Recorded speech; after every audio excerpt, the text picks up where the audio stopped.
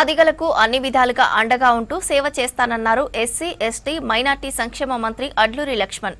జెడ్పీటీసీగా పనిచేసినప్పుడు పాలకుల నుంచి అనేక అవమానాలు ఎదుర్కొన్నానని చెప్పారు. ఆ కసితోనే ఇప్పుడు మంత్రినయ్యానని తెలిపారు. కరీంనగర్ జిల్లా తిమ్మాపూర్ మండలం అలుగునూరులో మాదిగల ఆత్మీయ సమ్మేళనంలో పాల్గొన్నారు మంత్రి అడ్లూరి. మాదిగల బతుకులు బాగుండాలంటే విద్యతో పాటు వివేకం, ఉద్యోగం ఉండాలన్నారు ప్రొఫెసర్ కాసిం.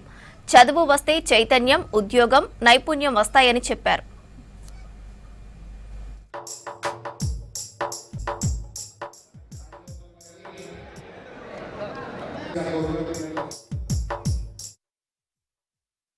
రాష్ట్ర ముఖ్యమంత్రి వర్యులు పెద్దలు రేవంత్ రెడ్డి గారు ఒక మాదిగ బిడ్డ కాంగ్రెస్ జెండా పట్టుకున్నాడు. సామాన్య కార్యకర్తలకి వెళ్ళి ఈ స్థాయికి వచ్చిండని చెప్పి 2 సంవత్సరాల తర్వాత ఈ రాష్ట్ర క్యాబినెట్లో మంత్రిగా మీ ముందు నిలబడ్డా అంటే అది మాదిగల కులంలో పుట్టినందుకే ఇవాళ మంత్రి అయినా. నాకున్నదంతా నా మాదిగ కుల బాంధవులు, నా మాదిగ కుల రక్త బాంధవులు, నా మాదిగ మా అన్న మాదిగోడు, మా అన్నకు మేము ఓటు వేసుకోవాలని చెప్పి నాకు అండగా ఉన్న మా మాదిగ కుల బాంధవులు. వేరే వర్గాలకు సంబంధించిన వాళ్ళు నన్ను ఆశీర్వదించినప్పటికీ కూడా మరి ఆ కష్టాలు తెలిసిన వాడిగా, ఆ ఇబ్బంది తెలిసిన వాడిగా రాష్ట్ర ముఖ్యమంత్రి వర్యుల యొక్క క్యాబినెట్లో ఒక ముఖ్యమైనటువంటి శాఖలు సోషల్ వెల్ఫేర్ డిపార్ట్మెంట్, గిరిజన welfare department, minority welfare department, disable department 4 డిపార్ట్మెంట్కి సంబంధించినటువంటి రాష్ట్రంలో బడ్జెట్లో 28% బడ్జెట్ నా వెల్ఫేర్ డిపార్ట్మెంట్ కేటాయించే అవకాశాన్ని కాంగ్రెస్ పార్టీ కార్యకర్తకు ఒక మాదిగల కులంలో పుట్టినందుకు నాకు ఇచ్చిళ్ళు. ఎప్పుడు కూడా నేల ఇడిచి సాము చేయ నా ఓళ్ళు, నా వర్గము, నా కాంగ్రెస్ పార్టీ పరంగా కానీ, నా కుల బాంధవుల పరంగా కానీ వారికి అండగా ఉంటా అన్న విషయాన్ని ఈ సందర్భంగా తెలియజేస్తున్నా. నా దగ్గరకు వచ్చే విషయం లోపల, మంచి చేసే విషయం లోపల ఏ విషయంలో కూడా వెనుక తగ్గలేదు. అన్ని విషయాలు కూడా అండగా ఉంటాం. జాతిని తలెత్తుకొని మాదిగా అని చెప్పుకునే విధంగా ఉద్యమాన్ని 30 సంవత్సరాలు నడిపించినటువంటి మన జాతిపిత మందకృష్ణ మాదిగ గారికి కూడా ఈ సభ ముఖంగా ఆయనకు కృతజ్ఞతలు తెలియజేస్తూ ఉన్నాను. ఆయనే లేకుంటే ఈ ఉద్యమం లేదు. ఆయనే లేకుంటే మాదిగా అని చెప్పుకునే వాళ్ళు లేరు.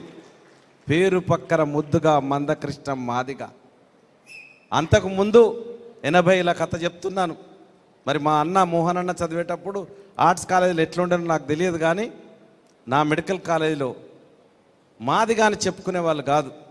నాకేం తెలియదు, నేను అప్పుడు చిన్నవాడిని, 17-18 ఏళ్ళు మెడికల్ కాలేజీలో ఎంటర్ అయినప్పుడు.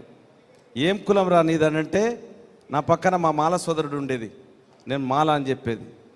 నాకు తెలియక నేను ఇంకో మిత్రుడు ఉండే ఎస్సీ అని చెప్పేది. అరే మనం మాదే కదరా అని మేమనేది. అంటే మాదిగా అని చెప్పుకోవడానికి కూడా సిగ్గుపడే వాళ్ళం. కానీ ఈరోజు మాదిగలను తలెత్తుకొని బ్రతికే విధంగా చేసినటువంటి మందకృష్ణ మాదిగకు మనస్ఫూర్తిగా కరీంనగర్ జిల్లా మాదిగల తరఫున ఆయనకు కృతజ్ఞతలు తెలియజేస్తా ఉన్నా. 60 లక్షల మంది ప్రజల జీతం తింటున్నాం మేము. ప్రజల జీతం 4 కోట్ల మంది తెలంగాణ ప్రజలు పన్నులు కడితే ఆ పన్నుల రూపంలో డబ్బులు వస్తే ఆ డబ్బులు మేము జీతం తీసుకుంటున్నాం.